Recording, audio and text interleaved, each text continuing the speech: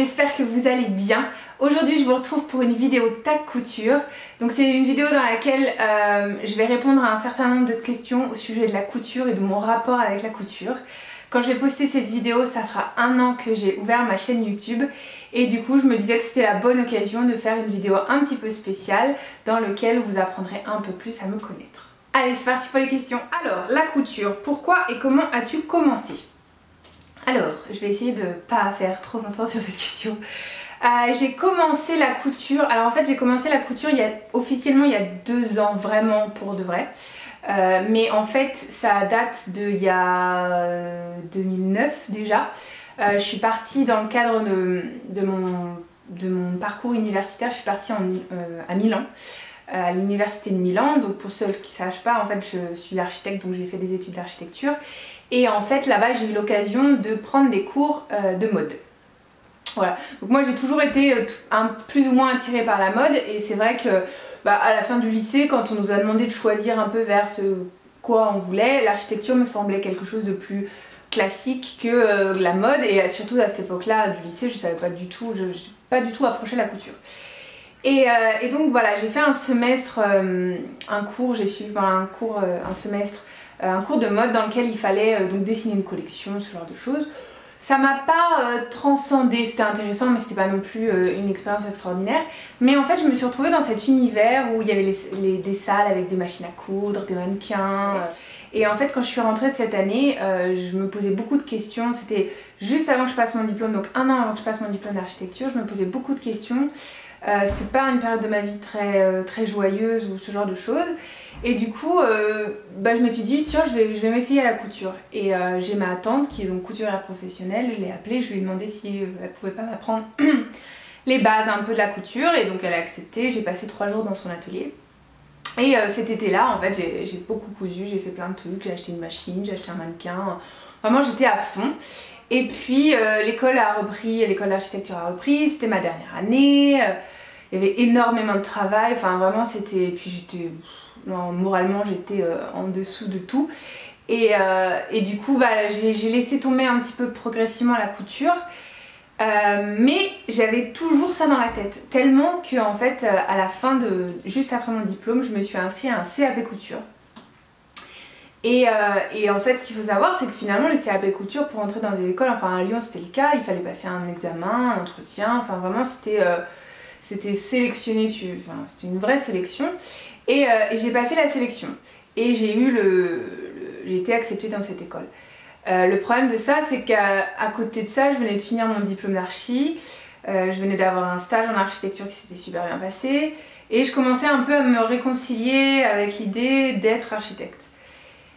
Et en fait voilà, j'avais ces 2 possibilités qui s'ouvraient à moi et j'avoue que j'ai choisi la solution de facilité. Je me suis dit bon, j'ai fait 5 ans, je vais pas tout foutre en l'air comme ça, je vais me lancer, puis la couture restera pour moi un hobby, enfin quelque chose, voilà. Et puis comme maintenant que je suis plus en études, j'aurai peut-être plus de temps. Bon finalement globalement j'ai pas eu beaucoup plus de temps et j'étais dans une agence qui me laissait beaucoup de place à moi-même, à ma créativité, j'avais beaucoup de responsabilités, ce genre de choses. Donc en fait j'avais pas besoin, en quelque sorte j'avais pas besoin d'autre chose à côté. Voilà, quand je sortais du boulot j'étais lessivée, j'avais tout donné, pas envie. Mais voilà, il y avait toujours un truc. Et puis bon, les années ont passé, je touchais plus du tout à ma machine à coudre. Et mon métier a fait que je suis partie en Australie. Donc, je suis partie ici, donc c'est là où je vis aujourd'hui. Je me suis installée en Australie et après 1 an et demi en Australie, voilà, ma vie a vraiment commencé à être plus posée, plus calme. J'ai rencontré donc mon amoureux ici, on s'est pris un appartement avec 2 chambres. La chambre servait à rien. Et puis voilà, on s'installe dans une routine et je me suis dit bon, je m'ennuie un peu, qu'est-ce que je peux faire? Et là j'ai repensé à la couture, je pourrais pas vous dire mais j'ai repensé à la couture, je me suis dit tiens ouais, bon allez, j'ai ma machine qui m'attend en France, je devais rentrer pour l'été, Noël, c'est l'été ici mais Noël en France, et je me suis dit bon je vais ramener ma machine et puis on va voir ce que je vais en faire, peut-être que ça durera pas comme la dernière fois. Et en fait bah voilà, ça a duré puisque voilà, on est là, on discute, ça fait donc 2 ans que je fais régulièrement de la couture et je ne pourrais plus m'en passer aujourd'hui. Que t'apporte la couture? Alors justement, la couture ça m'apporte ce que je trouve pas en fait dans mon métier tous les jours. C'est-à-dire autant à Lyon j'étais dans une petite agence, beaucoup de responsabilités, autant aujourd'hui je suis dans une grosse structure où finalement bah, j'ai pas grand chose à dire, j'ai des responsabilités mais il y a toujours quelqu'un au-dessus de moi pour faire les vraies décisions, ce genre de choses. Donc voilà, j'ai toujours eu ce besoin de créer, d'avoir quelque chose en plus dans ma vie qui me donne la flamme un peu, et je suis quelqu'un qui a tendance des fois à s'enflammer un peu trop, à avoir 15 millions d'idées à la tête. Et en fait avec mon métier aujourd'hui il est bien mais bon ça m'emballe pas quoi, je suis pas passionnée par ce que je fais et du coup j'avais vraiment besoin d'autre chose. Et en fait de faire la couture ça me permet de... Je suis tout le temps en train d'y penser. Bon j'ai des pics hein, bien sûr, mais dans la rue je vais penser, je vais faire ah tiens c'est bien, et comment est-ce que je pourrais faire ça, quel patron, et du coup en fait c'est un éternel recommencement qui fait que voilà, j'ai de la créativité, je fais quelque chose pour moi et voilà, il n'y a que ça qui compte quoi. Et donc je dirais que en fait la couture m'a comblé un peu le vide que je pouvais ressentir au quotidien dans les choses voilà, la vie professionnelle qui est un peu parfois ennuyante. Voilà. Te souviens-tu de ton premier ouvrage? Alors oui, c'était une robe que j'avais fait avec ma tante pendant mon stage de couture donc. Je vais essayer de vous retrouver la photo. C'était une robe bandeau, voilà, le lien s'attachait derrière pour faire un gros nœud, et puis il y avait une jupe attachée, c'était en satin. C'était très couture je trouve. Très couture, assez immétable parce que très court, et voilà, mais bien fait parce que forcément je l'avais fait avec ma tante qui est couturière professionnelle, mais voilà, c'était mon premier ouvrage. Cet été-là il y a eu plusieurs autres robes qui ont été faites qui elles pour le coup étaient vraiment immétables, car en fait vraiment immétables dans le sens où je pouvais pas les fermer. Mais ouais, je vais essayer de vous retrouver quelques photos parce que je pense que je dois en avoir. En fait à l'époque c'était vraiment freestyle, je savais pas ce que c'était un patron, je voulais pas savoir, j'étais dans mes études d'archi où on faisait tout au feeling, donc du coup je voulais faire la couture au feeling. Ah, rien à voir. Là quand j'ai repris la couture il y a 2 ans, j'ai repris des cours, j'ai suivi des patrons, vraiment là bien plus carré. À l'époque c'était, je mets sur mon mannequin, ah ouais ça rend pas mal ça, allez bim, j'essaie de... ça marche pas. Enfin bon bref. Et puis à l'époque il n'y avait pas autant de trucs sur YouTube, ce genre de choses, de tutos ou de machin, parce que c'était quand même il y a 9 ans, donc non, rien à voir avec tout ce qu'on peut trouver aujourd'hui. As-tu un endroit dédié à la couture? Alors oui, vous le savez, si vous connaissez ma chaîne un petit peu, vous le savez. D'ailleurs il y a une vidéo sur l'endroit avant où je faisais la couture, mais en gros maintenant c'est à peu près la même chose, il n'y a pas grand chose qui a changé. Et oui, et je pense que c'est... si on veut vraiment faire de la couture régulièrement et se faire une vraie garde-robe et pas juste occasionnellement, on a besoin d'un endroit. On a besoin d'un endroit où laisser ses choses et aller ailleurs et continuer et revenir. On a besoin d'une pièce où c'est le bordel. Là je vous montre pas derrière, mais en ce moment c'est le bordel, je suis en train de bosser sur quelque chose et il faut en fait. Parce que sinon ça veut dire ranger à chaque fois, redéranger. Non, moi c'est pas possible. Bon là avec le bébé qui arrive forcément ça va être un petit peu différent, il va falloir que je m'accommode, voilà, mais maintenant c'est sûr, clair et net, même si j'ai pas une pièce, j'aurai au moins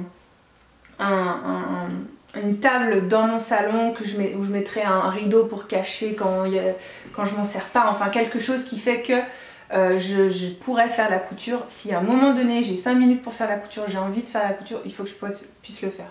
Parce que sinon après la flemme, les sortir les machines, les machins, les trucs, non. Donc vraiment ça pour moi c'est indispensable. Une séance de couture c'est comment? Alors pour moi c'est assez saccadé. C'est-à-dire que il va y avoir des moments où je vais faire dans la semaine, le soir, 1 heure, 2 heures. Et le week-end, il y a des moments où la semaine j'ai pas du tout envie parce que je suis fatiguée, donc je vais faire que le week-end. Des fois il y a des week-ends où je vais faire 6 heures dans la journée et samedi et dimanche, ou des week-ends où je vais faire 1 heure le samedi et 2 heures le dimanche. Enfin vraiment c'est assez... ça dépend vraiment de mes envies, du temps que j'ai, ce genre de choses. Mais par contre c'est vrai que c'est toutes les semaines, c'est pratiquement toutes les semaines.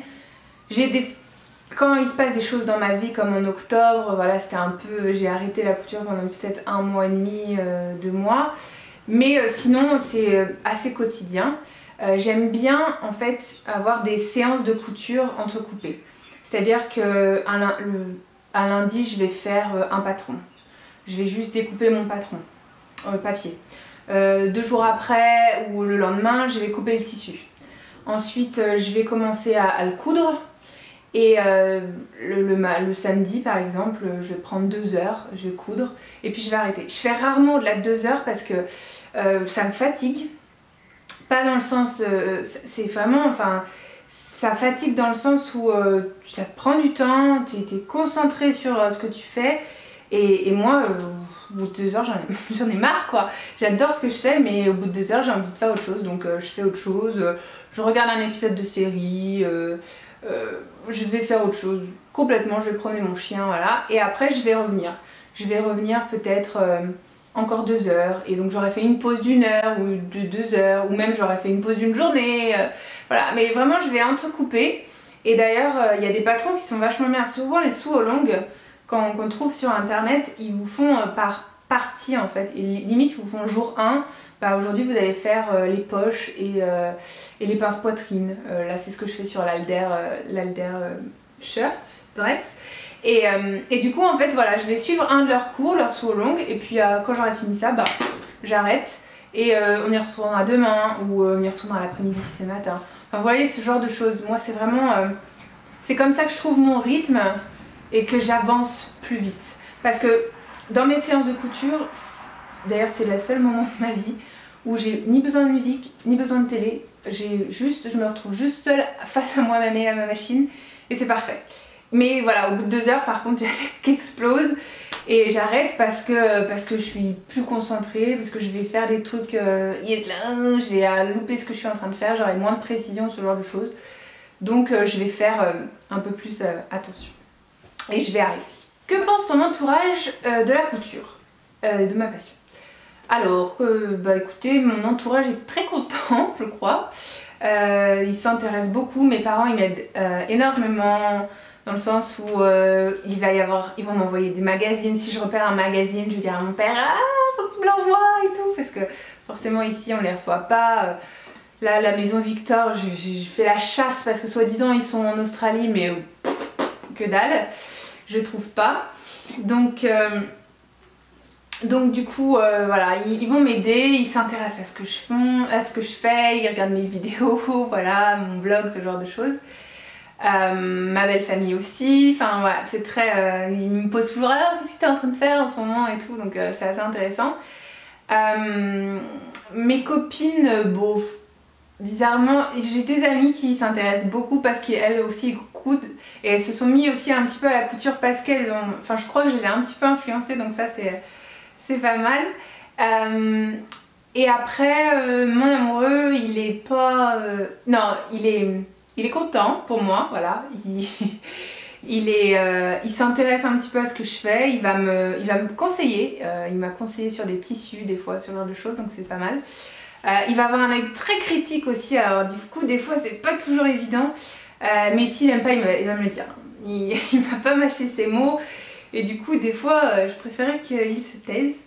Mais non, mais du coup c'est bien, ça me fait évoluer et ce genre de choses. Et puis on a des moments sympas où des fois il vient traîner dans mon atelier, jouer avec le chien pendant que je suis en train de faire la couture. Enfin voilà, des trucs assez cool. Maintenant je descends aussi souvent dans la cuisine pour couper, faire mes patrons. Lui il est à côté, il joue à la PlayStation, on discute, enfin voilà. Bref, ce genre de moments qui sont assez sympathiques, glandouille maison mais assez cool. Ta machine à coudre aux petits soins ou à la va comme je te pousse? Alors, aux petits soins quand même, parce que c'est une machine qui coûte un petit peu cher. Machine à coudre pas trop cher encore, mais la surliseuse assez chère. Maintenant je me suis tous les ans je la fais réviser. Donc l'année dernière elle y est passée, là faut que je mette la surjetteuse mais en fait ça m'embête parce qu'ils me la prennent pendant une semaine donc du coup je peux plus rien faire. Donc j'ai pas très envie mais ouais, révision tous les ans, oui tous les ans. Je mets de l'huile tous les 6 mois à peu près et puis je change à chaque fois d'aiguille et je la dépoussière régulièrement entre chaque couture. Voilà, je mets la petite couverture, parce que j'ai une petite coque en plastique qui se met au-dessus. Enfin voilà, je fais très attention quand même. Surjetteuse ou recouvreuse? Alors surjetteuse, d'ailleurs vous pouvez la voir ici, que j'aime mais d'amour mais intense. J'ai pas le même amour pour ma machine à coudre mais enfin, je les aime toutes les deux hein, mais vraiment ma surjetteuse c'est vraiment, elle est magique. Recouvreuse, en fait depuis que j'ai vu la vidéo d'Elsa, j'avoue que avant je comprenais pas beaucoup ce que c'était une recouvreuse, je me posais pas trop la question. Maintenant j'ai bien compris grâce à sa vidéo et là j'ai envie. J'ai envie mais je me dis bon allez c'est encore, enfin ici ce sera encore 800 $. J'ai le bébé qui arrive et tout, j'ai pas très envie de dépenser autant d'argent donc ça attendra encore un petit peu mais j'ai commencé à en parler déjà. Alors, marque de patron préférée? Pas vraiment. Comme je vous l'ai dit dans la précédente vidéo, j'aime beaucoup l'univers Wear Lemonade. Mais j'en ai cousu qu'un de chez eux, même si j'en ai 2-3 aux autres en vue. Moi j'aime bien changer. J'aime bien changer, essayer, aller au feeling. Bon tiens, je vais plus aller faire ce truc là. Là dernièrement j'ai fait 2 châtaignes d'un coup alors que ça fait plus d'1 an que j'ai le patron châtaigne. Enfin je sais pas, c'est un petit peu au feeling. Mais disons que dans le terme univers j'aime beaucoup Wear Lemonade et Direndo. Voilà. Où te fournis-tu? Boutique physique ou internet? Alors physique. Surtout au niveau tissu, moi en plus j'en ai quand même pas mal autour de moi. J'aime bien y aller. Souvent des fois j'ai des idées en tête et je trouve pas ce que je veux. Mais je préfère physique. D'ailleurs quand j'ai pas de tissu particulier, j'ai pas trop la... Des fois je regarde sur internet mais pour ensuite aller voir les magasins eux-mêmes. Voilà. Après par contre tout ce qui est bouton de pression, ce genre de choses, eBay beaucoup. Parce qu'il n'y a pas de mercerie vraiment chez moi. Et ça m'est arrivé qu'une seule fois de commander sur internet parce que je trouvais vraiment pas du tout le tissu qu'il me fallait, c'était pour un costume. Donc c'était vraiment hyper... il me fallait ce tissu absolument, mais sinon c'est vrai que je préfère quand même beaucoup les boutiques physiques. Ton stock de tissu, minimalisme ou indécent? On peut pas dire minimaliste. Et je pense que par rapport à certaines autres, on peut pas dire indécent. Mais c'est sûr qu'il y en a trop. C'est sûr qu'il y en a trop et je vais pas assez dans mon stock. J'essaye, hein, vraiment j'essaye.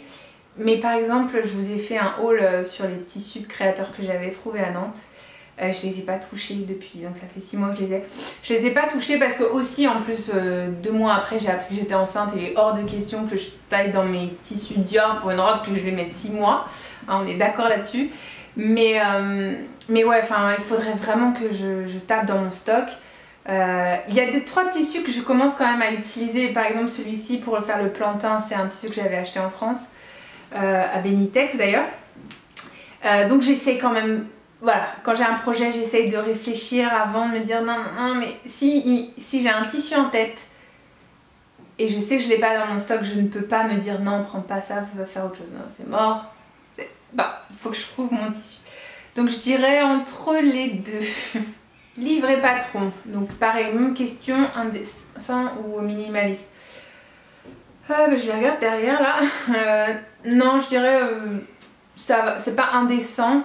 Mais c'est pas minimaliste non plus. Sachant que, surtout que je les utilise pas assez en fait. Les magazines, j'ai tendance à les utiliser un petit peu quand même, mais j'en ai quand même beaucoup. Et d'ailleurs c'est pour ça que je m'abonne pas. Parce que je pourrais m'abonner à Maison Victor et Burda, mais je préfère, voilà, quand j'ai l'occasion de voir un magazine vraiment qui me plaît, de lui dire bon je vais l'acheter parce que j'ai repéré un modèle dedans. Mais c'est vrai que j'en ai ramené pas mal quand j'étais en France à des magazines. Et finalement, bon, voilà. Après ça reste des modèles que je pourrais faire plus tard et c'est des choses agréables à regarder. Mais et quand je veux pas dépenser d'argent pour un patron, voilà. Mais en ce moment c'est vrai que j'achète quand même beaucoup de patrons indépendants, j'aime bien. Donc du coup, ouais, mais je fais pas assez dans les livres et les magazines. Que fais-tu des chutes? Alors rien, rien du tout. Je les garde pourtant, je les garde vraiment, mais j'en fais rien. Je sais pas, j'ai pas d'inspiration pour les chutes. Je suis pas du tout quelqu'un qui aime les patchwork, donc du coup, enfin faire des... J'essaye des fois, je me dis ah peut-être une poche, un fond de poche, ce genre de choses. Je regarde des fois, mais c'est rare que... ouais. Non, c'est rare. Vraiment c'est rare. Une diète d'achat est-elle envisageable? Alors oui, parce que avec le bébé qui arrive, je pense que de toute manière, financièrement, il va falloir se calmer. Et du coup je me suis dit, je vais faire un petit stock quand même avant. Surtout des tissus pour bébé parce que j'en ai pas beaucoup, j'en ai 3 je crois qui pourront être susceptibles à faire des réalisations pour bébé.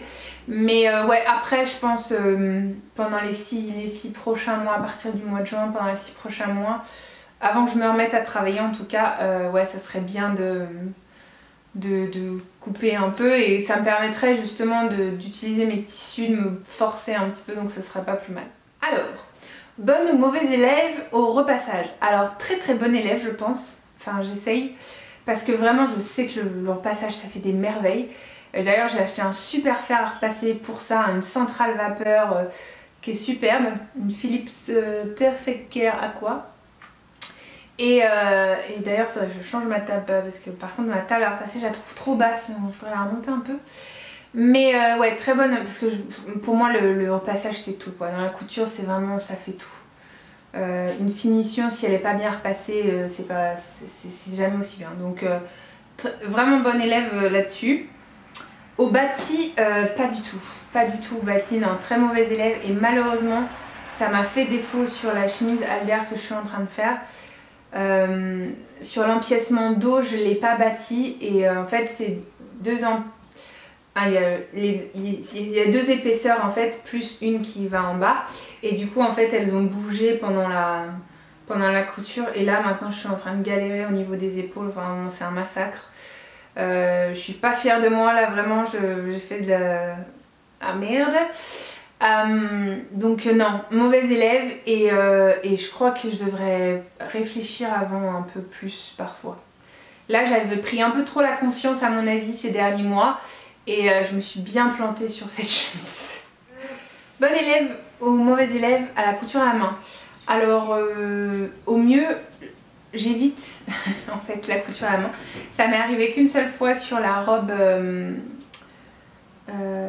sur la Kin Dress de By Hand London. J'ai bien aimé enfin je trouvais que ça faisait très haute couture de faire ces petites finitions à la main. Mais sinon c'est vrai que de manière générale, peut mieux faire, hein. Pas mauvaise mais peut mieux faire. Voilà. Ce qu'on disait à l'école tout le temps. As-tu un Graal, une pièce que tu n'as pas encore cousue? Alors je dirais pas un Graal parce que ça me fait pas trop peur. Mais j'ai pas cousu de manteau, de vrais manteaux d'hiver, de pantalons et de lingerie. Alors lingerie, j'ai voulu en coudre, mais en fait c'est très compliqué je trouve à coudre. Pas dans le sens minutie, mais il faut beaucoup de choses, il faut des armatures, il faut des élastiques spéciaux, et impossible à trouver, donc du coup j'ai abandonné l'idée carrément de le faire. Et le pantalon aussi, j'en ai pas fait, j'ai le... je sais plus comment il s'appelle, celui de Direndo là, qui devrait être bien adapté à ma morphologie et en fait ça me fait un peu plus peur que le manteau je dirais parce que le manteau finalement c'est une grosse pièce mais je pense pas qu'il y ait de grosses difficultés sur le manteau. Le pantalon c'est plus au niveau du fit, de l'ajustement pour être bien sûr qu'il va bien, ce genre de choses. Donc si ouais, une pièce du Graal ce serait plus le pantalon je pense et j'ai peut-être pas osé à cause de ça. As-tu déjà patronné? Non. Non j'ai pas patronné, j'ai acheté un livre en France là, apprendre à créer ses patrons. Je me suis pas encore trop... non. Je fais des modifications, je fais de plus en plus de modifications sur les patrons. Je me sens de plus en plus à l'aise dans les ajustements. directement sur le patron d'ailleurs. Mais non, patronner toute seule, non. Là j'ai fait une jupe dernièrement, mais à partir d'une jupe existante, on peut pas vraiment appeler ça du patronage.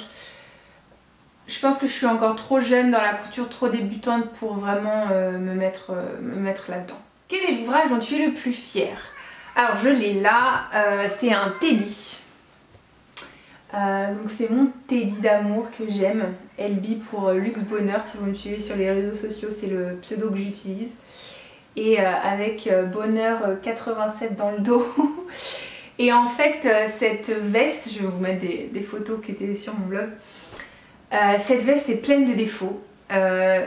J'ai pas utilisé les bons tissus, mais en fait le Teddy c'était une pièce pour moi qui était iconique et il me fallait ça. Enfin c'est vraiment le style que j'adore.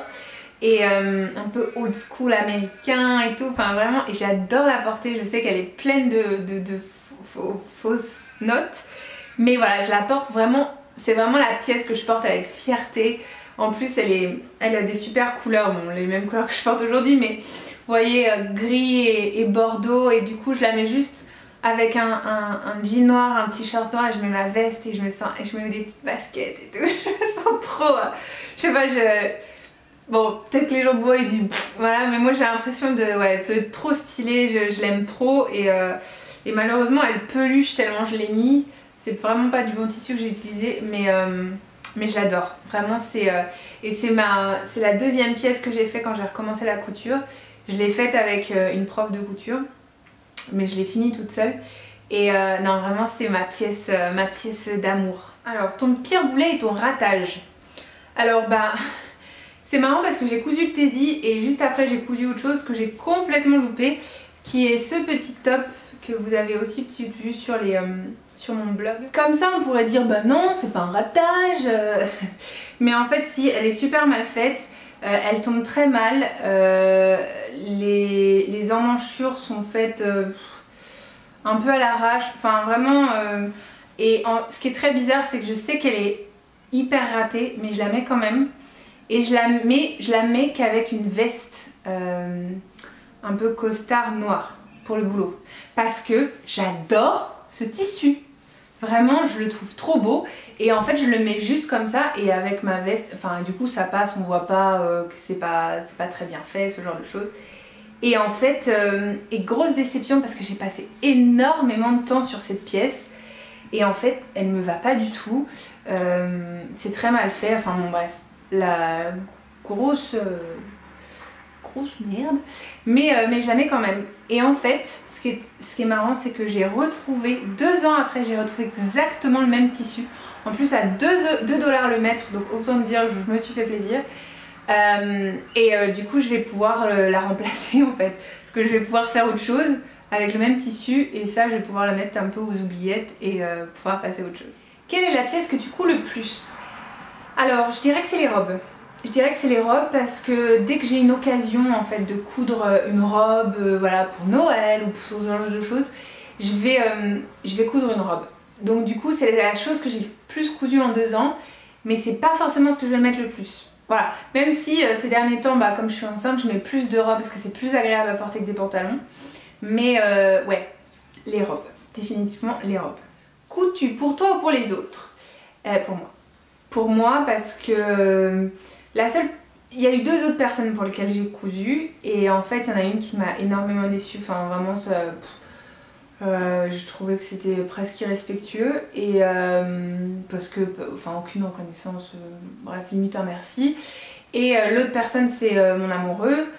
Lui je recoudrais pour lui, ça c'est sûr, mais c'est vrai que bah je préfère coudre pour moi pour l'instant, et il y a quand même des pièces que je voudrais lui refaire, et je pense que je vais le faire petit à petit.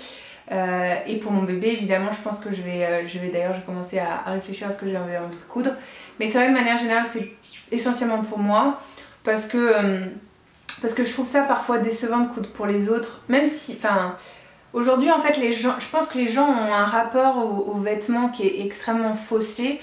Là on va dans le profond, mais dans le sens où en fait avec tous les magasins comme H&M, Zara, ils se rendent pas compte en fait. Ils se rendent pas compte du temps que ça met, du coût que ça peut avoir aussi, parce que ça coûte un certain prix. Et le temps que vous y passez, et ils se rendent pas compte, et du coup,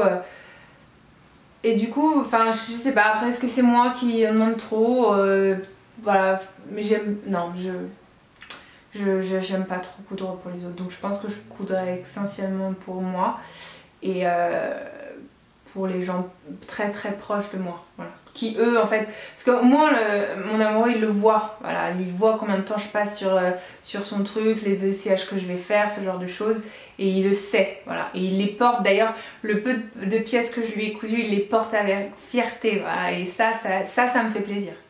Fais-tu encore les magasins? Alors fais-tu encore les magasins pour acheter ou juste attraper des idées?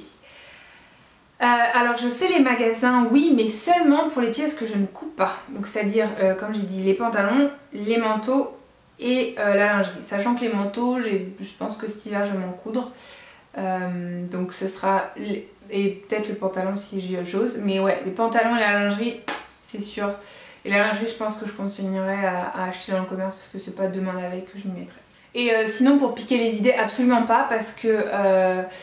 moi les idées je les trouve dans la rue, dans le métro, à la télé quand je regarde, j'ai commencé la série Pretty Little Liars il y a pas longtemps, oui je sais je suis en retard, mais elles ont des tenues dans ce truc, donc voilà, c'est ça qui m'inspire, c'est ça que j'aime dans la couture, c'est que dans la rue je vais me retourner sur des filles des fois en disant waouh elle est trop belle sa robe, je vais la détailler, la nana va se sentir trop mal, mais voilà, c'est là où je piège mes idées, pas vraiment dans les magasins. Alors tu coupes pour tous les jours ou pour les grandes occasions? Donc du coup si vous êtes abonné à ma chaîne et que, d'ailleurs si vous ne l'êtes pas je vous invite à le faire, vous le savez, pour tous les jours et pour les grandes occasions, parce que de toute manière, enfin pour moi maintenant j'ai besoin d'une pièce dans ma garde-robe, je la couds, voilà, c'est la base, voilà. Donc un gadget dont tu ne passerais plus, alors oui, c'est une réglette à ourlet, il paraît, mais moi je m'en sers absolument pour tout. D'ailleurs en fait c'est tellement petit, des fois ça m'énerve, je me l'accroche ici pour toujours l'avoir sous la main, parce que ça c'est super pratique dès qu'on fait des biais pour être sûr qu'on va droit. Enfin moi vraiment celle-là je l'ai achetée cet été et depuis je m'en sépare vraiment, et des fois je la perds et ça m'envole, mais c'est super pratique. Et bien sûr le Rotary Cutter, le cutter rotati je crois, j'en ai deux. Et en fait l'autre est en bas, et en fait finalement j'ai acheté celui-là qui est le 45 mm, mais en fait c'est le 30 mm que j'utilise le plus, je trouve ça super pratique, je déteste les ciseaux, et au moins je suis sûre que la coupe est parfaite avec ça. Voilà, donc c'était tout pour ce tag couture, j'espère qu'il vous a plu. Pour finir, il me faut taguer 3 personnes. C'est un tag qui a déjà été fait un petit peu, donc du coup je vais essayer de taguer des personnes qui ne l'ont pas fait il me semble. Donc pour cela je vais taguer Justine de Jolie Carmin, vous connaissez sûrement, elle a un univers très particulier que j'aime beaucoup. Je tag aussi Sandrine de SB Création évidemment, c'est une mine d'informations pour moi. Je vais régulièrement sur son blog pour vérifier si elle n'a pas fait les créations que je vais faire, et pour voir si elle n'a pas des conseils à me donner. Si vous connaissez, je suis sûre que vous connaissez sa chaîne, donc je vois pas pourquoi je vous dis ça. Donc Sandrine, si tu veux faire ce tag, ça serait super d'en savoir un petit peu plus sur toi. Et puis dernièrement j'ai découvert La Fille Kiwi sur Instagram et sur YouTube, donc Marine de son prénom. Donc si tu as envie de faire cette vidéo, ce serait avec plaisir de te regarder. Voilà, c'était donc tout pour moi, j'espère que ça vous a plu. Je vous donne rendez-vous pour un podcast, la prochaine vidéo. Donc à très bientôt, en attendant prenez bien soin de vous et faites plein de couture. Bye bye!